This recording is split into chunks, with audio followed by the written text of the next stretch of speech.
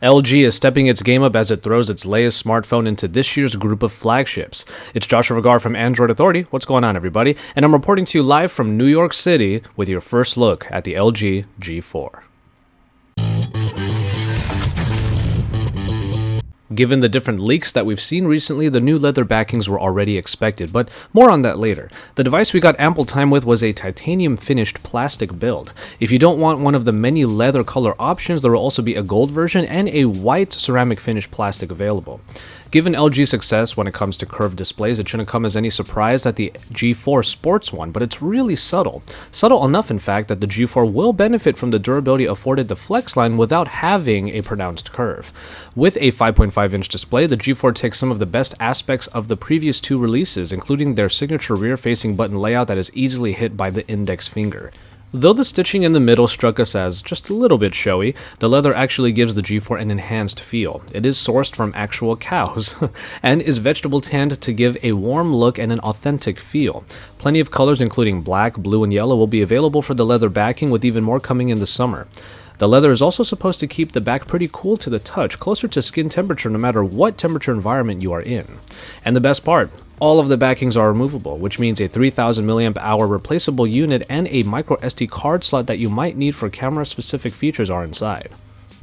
LG is tackling the Super AMOLED displays of the world with an enhanced version of their already well-regarded IPS panels. What we have here is a quantum display, aptly named because the RGB coloration is achieved by passing colors through a specific phosphor layer. Quantum physics, they said.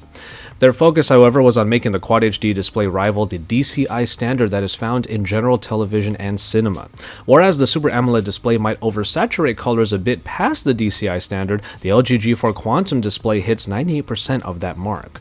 Now, we didn't see any problems in our short time with the G4 display experience, though the immersion achieved in the G Flex 2 is no longer observed, obviously because the curve is more subtle now.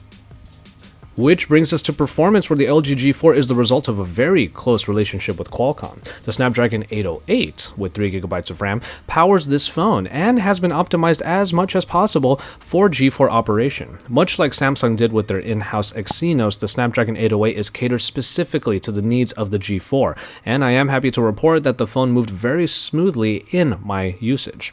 Though we might not have had the best time with the G Flex 2 in terms of performance, such is not the case thus far with the G4, and that's a good development.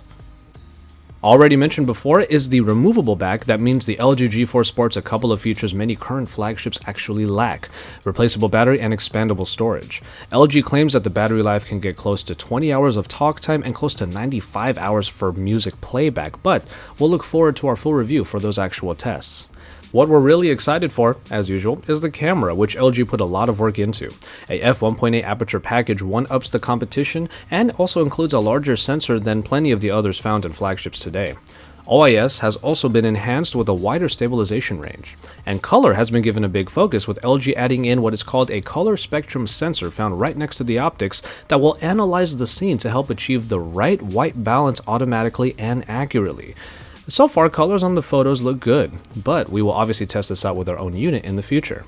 Now, what's really great is the manual mode, which is another big story, as LG has put in all of the big features photographers usually get in full cameras. A full white balance gamut, a lot of ISO stops, manual focus, even a histogram, and even the ability to shoot RAW and JPEG simultaneously, which would definitely require the expanded storage option.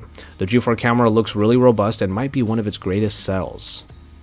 And finally, in software, we have a very familiar user interface that has been optimized. In our short time with the phone, lag and stutter were very minimal, even if the look of the GUI hasn't changed much.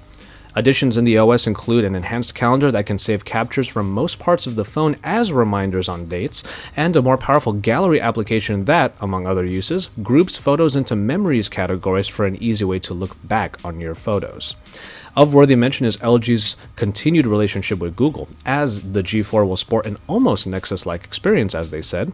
Chrome is the default browser, Google Drive is integrated across LG apps, and plenty of LG's applications already work well with Android Wear. Not to mention a free 100GB Google Drive storage option for 2 years. And so, there you have it. The LG G4, likely to be priced similarly to the LG G3 at its own launch and due out by June. We've seen companies rethink their smartphone philosophies, and then others simply refined the established formula. LG seems to be doing a bit of both, making a phone that can be a fashion statement, a powerful camera companion, or even a mini theatrical experience due to the quantum display. What might excite us the most, though, is that the LG G4 quite possibly can be all of these things at once. Stay tuned for even more from our coverage here in New York City, here at the LG G4 launch at Android Authority.